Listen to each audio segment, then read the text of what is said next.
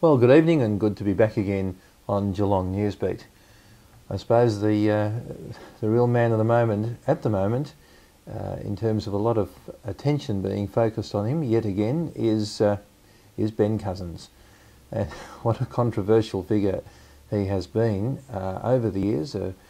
Obviously a highly successful AFL Brownlow medalist, premiership captain, and of course over the last couple of years his name always prefaced by the phrase disgraced or drug addicted or whatever.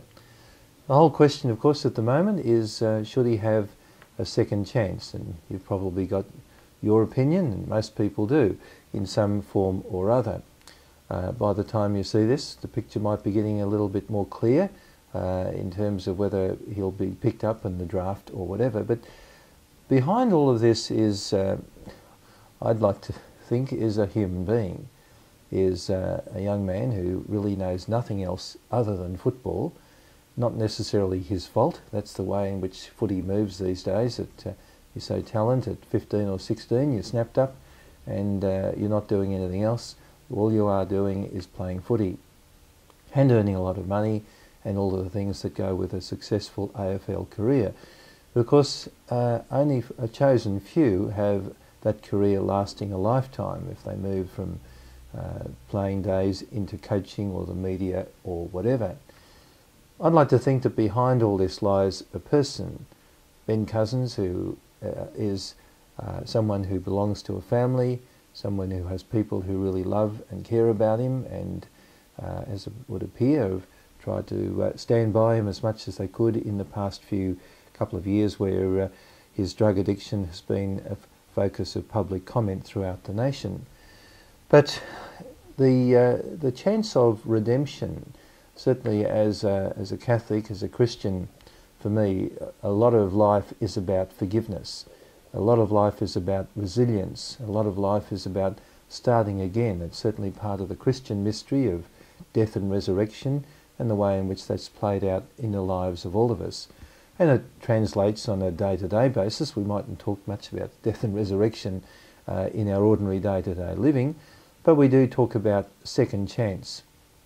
And certainly from what I can observe, Ben Cousins has been doing a fair bit. Whether it's as much as he could have or should have, I'm not to judge and I wouldn't know. And probably neither would you either. But it would have seemed that he's kept himself in reasonable shape. If he heeds the words of Gary Ablett Sr. and keeps away from perhaps the wrong influences that have got him into strife in the first place, there's a good chance that he might be able to rebuild not just an AFL career, but much more importantly, to rebuild a life.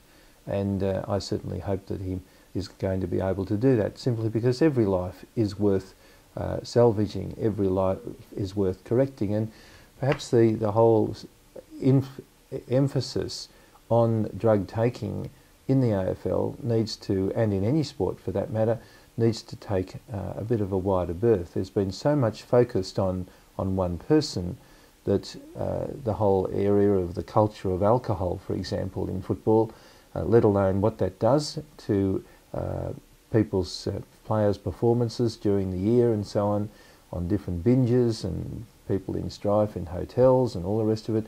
A lot of this seems to be put aside, and there's so much emphasis just on one person. One can only wonder whether perhaps it's a little unfair the way it's going. Well, time will tell. But for each of us, the whole question of giving others a second chance, as we would like to be given a second chance ourselves, how many times have we gone down a wrong path, made an error of judgment, maybe a very bad one, misbehaved, and been grateful for the fact that it hasn't been held over our heads for the rest of our lives. Second chances are a good idea, and you might say, well, what about third, fourth and fifth? Well, Jesus told us to forgive 70 times 7, and certainly when there is genuine sorrow and remorse and people are trying to rebuild their lives, even though they may have fallen several times, well, that's what we would want for ourselves, and maybe it's what we should put forward for others as well.